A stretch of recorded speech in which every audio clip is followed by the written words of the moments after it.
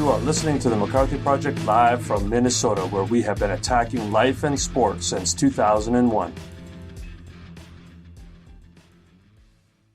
The owner of 5-Star Basketball.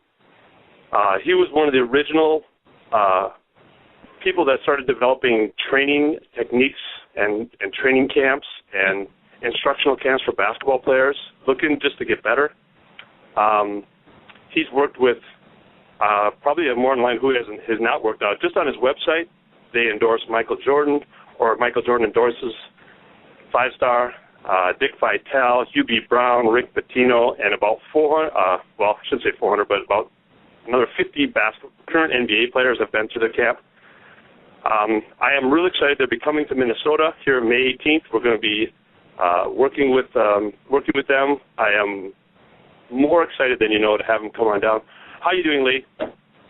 Doing great, Steve. Doing great. I mean, we've been fortunate since 1966 to be the place where the teaching never stops and to play a role in the development of so many great players and coaches, just providing a fundamental base and an opportunity to give them 3 or 4 things to expand their game. And so in some cases it helps kids to make their team. In other cases it takes a Chris Paul from going from a JV player to being the best point guard in the NBA and so on, and a lot of places in between. That's amazing, because last year was my first experience. I was able to go down to one of the Chicago camps, and one of the things that I think that really does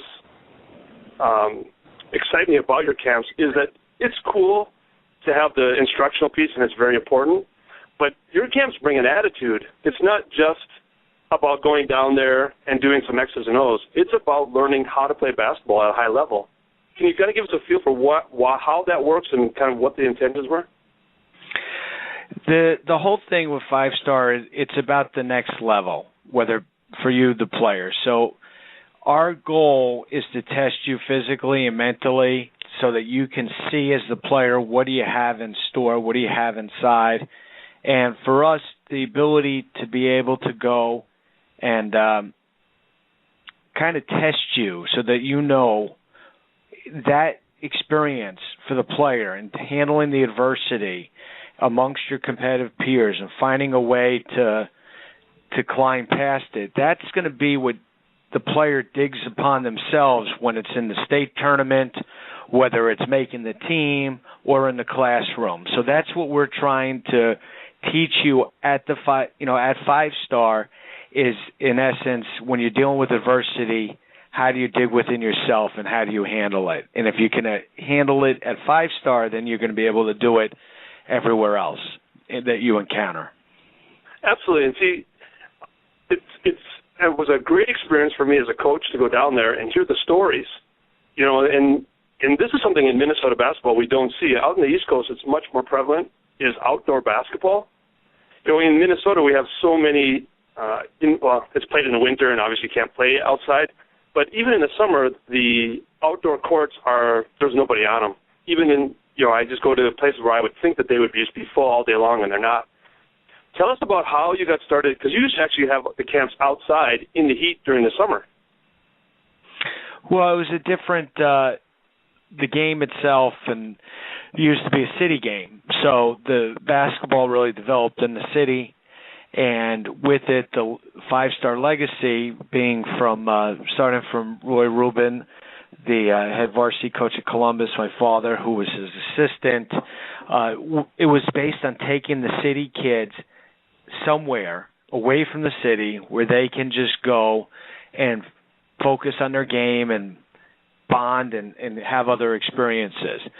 So the game itself was a city game, and let's leave the city and let's come together as a team and learn life skills and do that. That's how 5-Star, that was really the foundation of the camp and how it started. But lo and behold, something special was developing there where kids from all over wanted to get a piece of it and travel to play against these competitive peers, to be taught by the best, as well as to receive the exposure aspect by faring well against them. So that's how the camp evolved into being now the the difference today is that there's a 5-star experience in 20 different major cities throughout the world, so that you can now go and get that experience a little bit closer to you, play against your competitive peers, but most importantly, get what you need to get your game to the next level.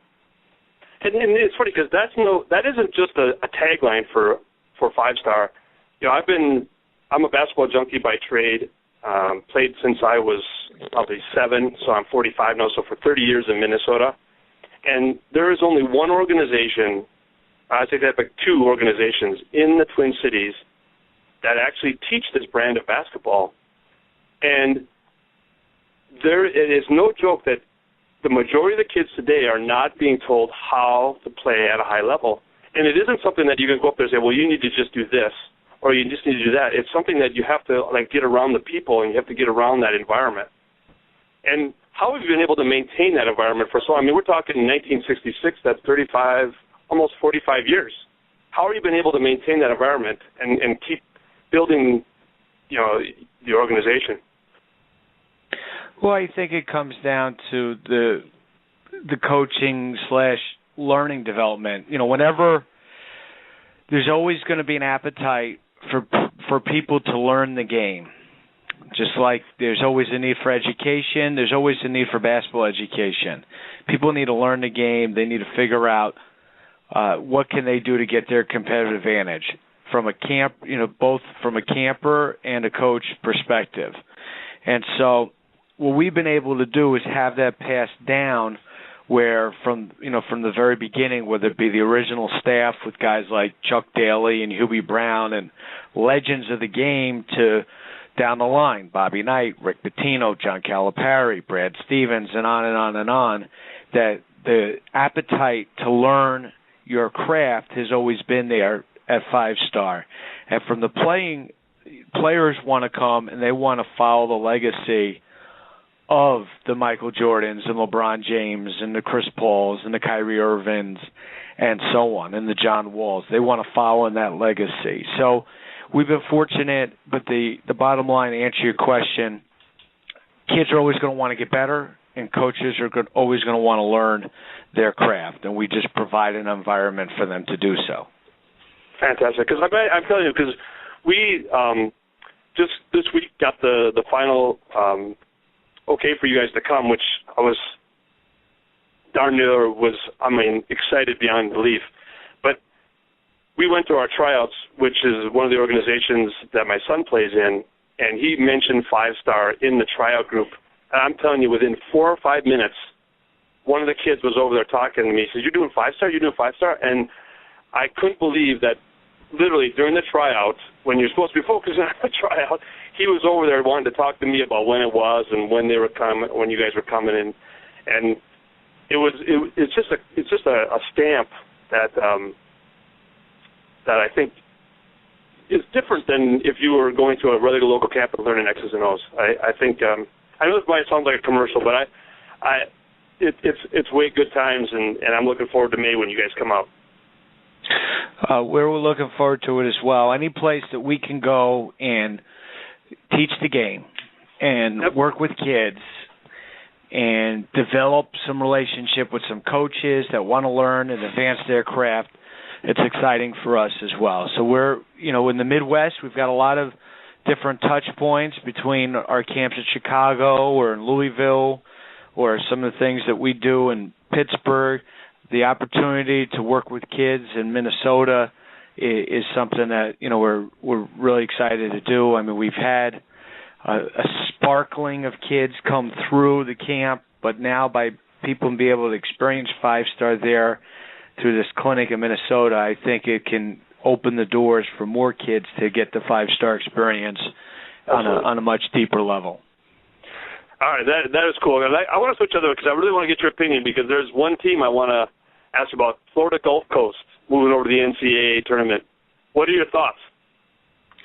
It's just a tremendous story from several different levels. One, from the coach. I mean, here you want to talk about pursuing your dream. Here's a guy who's coached in the NBA that coached at 5-star as well, but it was on the NBA level, still wanted still felt like he had something to prove. Came back after being successful in corporate America to take an assistant job at Florida State, to have this opportunity to get the head job at Gulf Coast, and now, lo and behold, you get kids that believe in themselves, that know their role and play as a team, and anything can happen, and that's what they've been able to do. I think it's a fantastic story, and you could look and you see those kids are as good as anybody right now in this tournament. And they're athletic, too. I was watching that game last night, and, I mean, they're no joke. I mean, they're legit players. They're not just a couple of guys that, are making some shots at the end of the game, type of a scenario. They're legit players, man. There's no gimmick. Yep. They're doing it. They've earned these victories, and the one thing I think will be a disadvantage now, Florida has 5 days to prepare for them. That's usually where the road ends for the double-digit guys in the Sweet 16. But I think these kids will come out fearless and ready to show what they're capable of doing. Absolutely. So any other thoughts on the NCAA tournament before we let you go?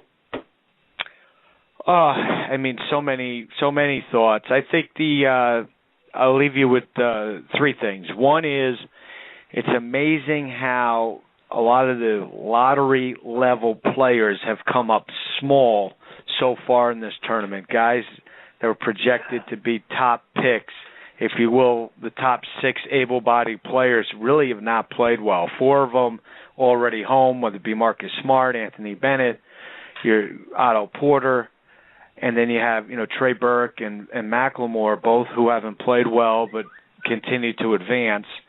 The other thing is the magnitude of, if you will, lack of success by not making the Sweet 16. What did it mean for Tubby Smith and for Ben Howland as they both were relieved of their jobs in this last 24 hours and the transition and the dominoes that'll occur from that. And then I think the third thing is, the form.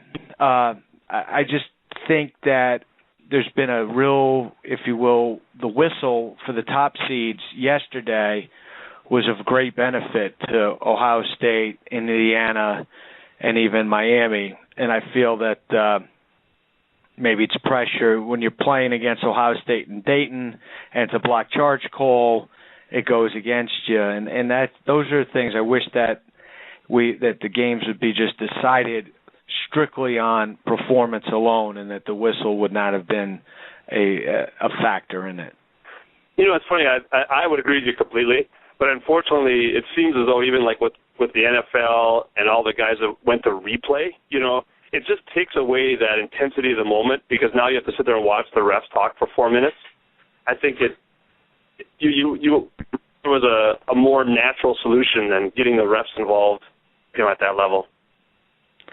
Yeah, I agree. I mean, look, they have a ref that's there, that's on the sidelines, should be able to go, and that ref should be able to supersede on things like possession. I mean, that shouldn't determine foul calls, but you should be able to utilize the ref on the sideline the same way that you use the one that's on the end line or in the midcourt. Use the guy; he's there. And you're stopping play to see how many ticks are on the clock and if somebody's foot's on the three-point line. So you might as well stop the play to get out-of-bounds possession correct at the very end of the game. True. All righty. Well, thank you, Leigh. I want to thank you very much for coming on the show today. Is there any place that people can get a hold of you and your organization? What website do you want to send them to? For the passionate player, you want to head to 5starcamp.info. That's the number 5, starcamp.info, where you could see the program in your area and to register.